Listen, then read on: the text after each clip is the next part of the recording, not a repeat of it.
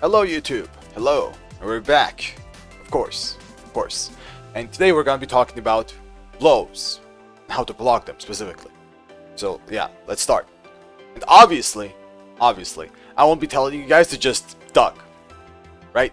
I will not be telling you guys that. So what I will be talking about is like different kinds of ways to block lows, and specifically, one of the YouTube comments suggested this idea as well, is how professionals block lows. Obviously, I can't mind to read how professionals block lows, like particular people, like specific people, but I can tell you guys how I think they block it, or how I block it myself. So yeah, let's actually start when it comes to lows. And if you want to block lows, I already mentioned this, right? You just hold down, back, or down. But the main way we're going to be talking about to block lows is going to be strategical blocking, like how we actually block them. So there are three ways to block lows. One is the most obvious one. You just predict them. You just predict a low and you duck it. When you predict it, you literally think that your opponent's going to go low and not a mid, and you duck. And when you duck, you block the low and try to punish it. Very, very simple, nothing too complicated, right? The second way to block a low is via reaction. And via reaction usually happens on lows that are slow enough, right? Some are easier to see, some are not as easy to see. For example, a good example of a blocking low on reaction sometimes, right? It can't happen all the time, is gonna be something like Jin's Hell Sweep if the Jin player does it wrong. If the Jin player does something like this is gonna be easier to react to, right? Something like this. It's going to be a bit easier to react to this Hell Sweep, and you might block it, not all the time obviously, but sometimes you'll be able to react to this and block it. Another example of being blockable by reaction is a Jin down 2. If the opponent is really reacting to it and expecting it, they're just, let's say, backdashing and just looking at the screen trying to look for a down 2, they will react to it and block it. This is also possible, right? This is another way of blocking lows, which is via reaction. The most obvious ways you can block something via reaction are snake edges that are very slow, right? Moves that are slower than, let's say, 25, or even slower than that, 28, 30, whatever, you'll be able to block them on reaction consistently-ish, right? Consistently-ish. So that's another way. But the third one is kinda connected to the first one when it comes to prediction, but the third one is to fuzzy them. So what do I mean by fuzzying them? So fuzzy ducks in general, if you don't know what fuzzying means, is whenever you press your down or down back button to block for a little bit, for a few frames let's say, and then stand up again. The way this works is that you're expecting a low to come at a specific timing, so you do it very, very quickly and then stand up, just in case a mid comes later, right? So you don't risk it too much. So a good example of a fuzzy is, let's say a Claudio player does while running 2 into this mid, right? This mid right here, which is a pretty common mid to mix up with. And he mixes it up with a low high, this one.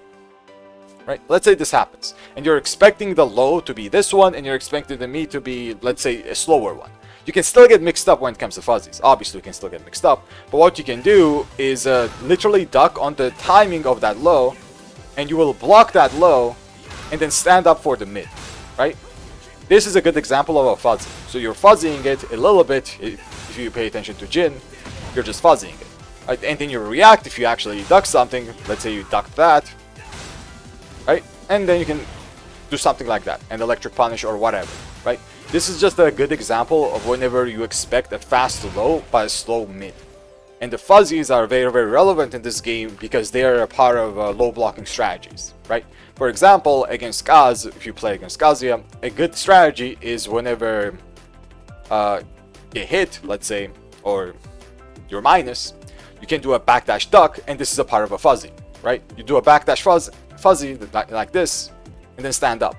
This is good because you will block a Hell Sweep while also blocking slower mids, which his mids are usually on the slower side and Hell Sweep is usually on the faster side, right? So this is a strategy that can be used against all characters, to be fair, to block faster lows, but block faster lows, but also block slower mids.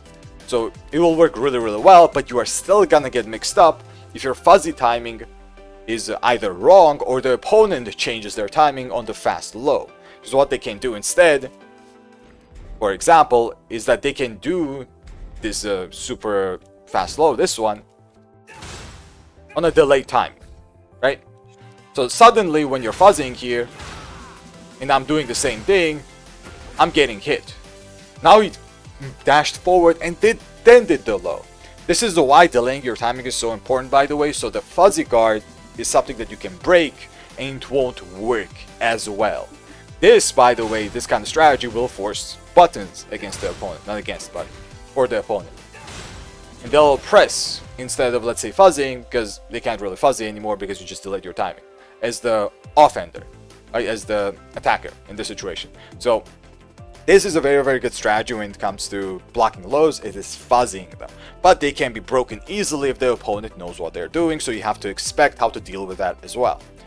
I also talked that this fuzzing strategy is actually kind of a part of the predicting strategy, because as I said, you are predicting a low here whenever you're fuzzing, but you are predicting it. That's why you're doing it, because if you're not predicting it, it's usually not worth doing. It's just that simple. You're just predicting a fast low, so you're fuzzing it instead of, let's say, just ducking, and you're just literally just expecting it and just ducking because there's low coming 100%. You're just ducking it. So sometimes, by the way, it is good to do the first one, which is just predict it and you just duck it. Let's say a Claudio player, since Claudio's on the screen, is trying to kill you and it's like 1 more HP, and he's trying to mix you up with a sidestep 4. Right, sidestep 4 is one of those lows sometimes you can react to, but not most of the time, let me tell you that. So sidestep 4, let's say you expect it. But you expect the sidestep 4, it's gonna kill you, and you just duck. So after a wall combat, you're just ducking. Or there's gonna be a sidestep 4 incoming, so let me just duck. This works, right? This is a prediction, and this is not a fuzzy. If you want to fuzzy it, you have to do something like this, right? This is a fuzzy because I'm expecting at this certain timing that the low is gonna come, so I'm fuzzying that certain timing. So yeah, I'm just gonna block it only in those frames, only there. But as I said, this has its own weaknesses because they can just delay the low as much as they want. Especially this one is very delayable, so it's gonna be very, very hard to fuzzy. And as I said, it's usually not reactable. You will not be able to react to this unless the Claudio player does it in a very predictable way. So this is the ways you block lows, and this is the ways I think pro players also block lows.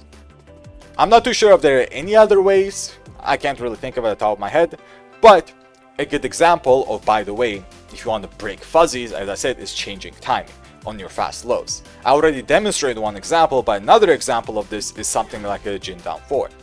And the breaking fuzzies, by the way, and changing your timing also works really well when it comes to not being able to react to stuff as well. Like if you want your slower lows to not be as reactable, you have to do your faster lows on different timings, so they will be forced to predict. Because if they're predicting, it's harder to react. You can only do one the other reliably, right? And as someone who is blocking lows, you also have to understand that. That's why I'm explaining how to do the opposite as an attacker and not a defender, right? So whenever you're doing something like down 4s, like let's say I do down 4s, changing my time down 4s, and the opponent's not attacking, they're trying to, let's say, block. They're gonna be fuzzing or ducking on prediction, so if you do a slower low, they're gonna duck and then maybe stand up, right? Because they're expecting faster lows, so they're gonna duck and stand up whenever they're expecting it. Certain timing ducks like mini fuzzies, as I said, right? Most people will do this. Most people will duck a little bit and then stand up for fast lows.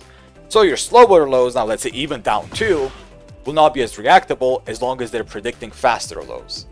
This is how lows in general work and how you can make them work as an attacker, and how you should be able to predict what the attacker is going to do as a defender as well.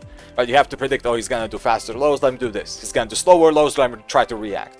Or let me try to sidestep them because I know to sidestep them. Or another strategy as a defender, by the way, is that you don't always have to block lows. Sometimes you have to decide, okay, I'm gonna just get hit by the low. I'm not gonna duck. They made this too risky. It's too risky for me to duck. Let's say in this situation, it's so risky for me to duck because of a wall splat that I'm just not gonna duck and I'm gonna eat a low. I have the HP for it, I'm just gonna eat it. Sometimes this is the smart thing to do and not even try to block a low. Because as I said, at the end of the day, it's a mix-up. Even a low like down 2 can be a mix-up if the gym player mixes up well with his faster lows, which is down 4, and down 4 is one of his best lows. Even with down back 4, even with hell soup, like all of this can work really, really well. Really well, if the gym player does it well. So, yeah. this is everything I know about lows, more or less anyway, so for me to explain it simply. So everyone, thanks for watching. Big thanks for watching. Hopefully this helped. And if you guys have any other ways to block lows, maybe you have a unique way, let me know in the comments as well. So yeah, thanks for watching once again, and I'll see everyone in the next one. Till then.